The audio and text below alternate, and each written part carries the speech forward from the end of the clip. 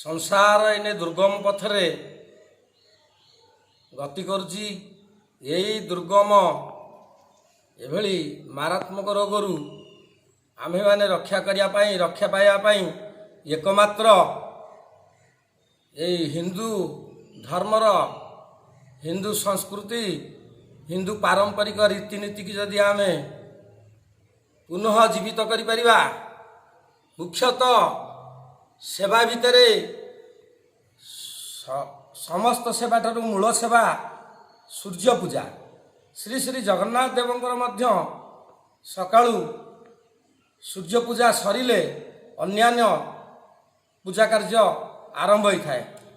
आमर सेही भली भाबरे जदि आमे भगवान सूर्य को आज जे सकलर आधार सकल शक्तिर आधार तांकु जदि आमे पूजन करिबा प्रातः समय ताहले एभली दुरात्मक मारात्मक रोग निश्चित विश्व पृष्ठरू दूरे जीव। आउ पौराणिक तत्व को परिलक्षित करिबा जदि भगवान श्रीकृष्णकर पुओ मध्य अचिना व्याधि आक्रांत होई समग्र ब्रह्मांड घूरी बुली किंतु सही जगन्नाथ कृपार आज सी आज आमर ये कोणार्क पाखे आज से अर्कतीर्थ पाखे आज से सूर्य नारायण को सेवा करी आरोग्य लाभ करथिले।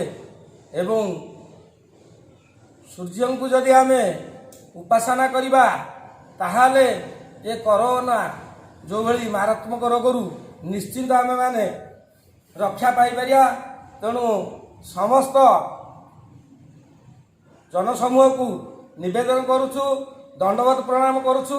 आपण माने आमर हिंदू धर्मर नीति नियम को एवं भगवान नाम सहित जदि सूर्यंकर किछि सेवा पूजा आमे करि पारंते ताले एभली मारात्मक रोगरू आमे आरोग्य लाभ करि परिया बोली मोर मत एवं मु विश्वास करुछि। जय जगन्नाथ आपण मानक अधिक किछि कहूनी। अच्छा आपण कहि परिबे कि जो कोरोना रोग सहित यार पूर्वर किंवदंती किछि विषय कहि परिबे?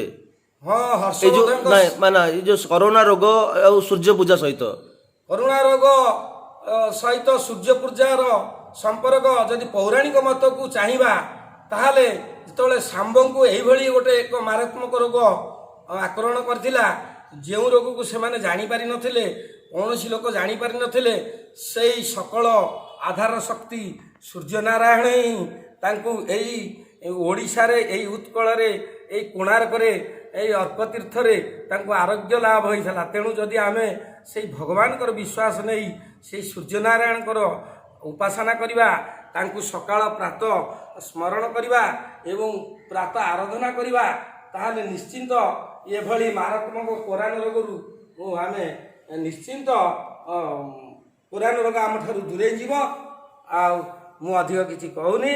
आपण माने निज सुरक्षा पाई भगवान कर सेवा करंतु, सूर्य नारायण को पूजा करंतु प्रातः समय ताहाले निश्चिंत आरोग्य लाभ करिवे। जन समाज समूह भी मध्य एथिरु ए रोगरू निवृत्ति रहिबे। जय जगन्नाथ, जय जगन्नाथ, जय जगन्नाथ।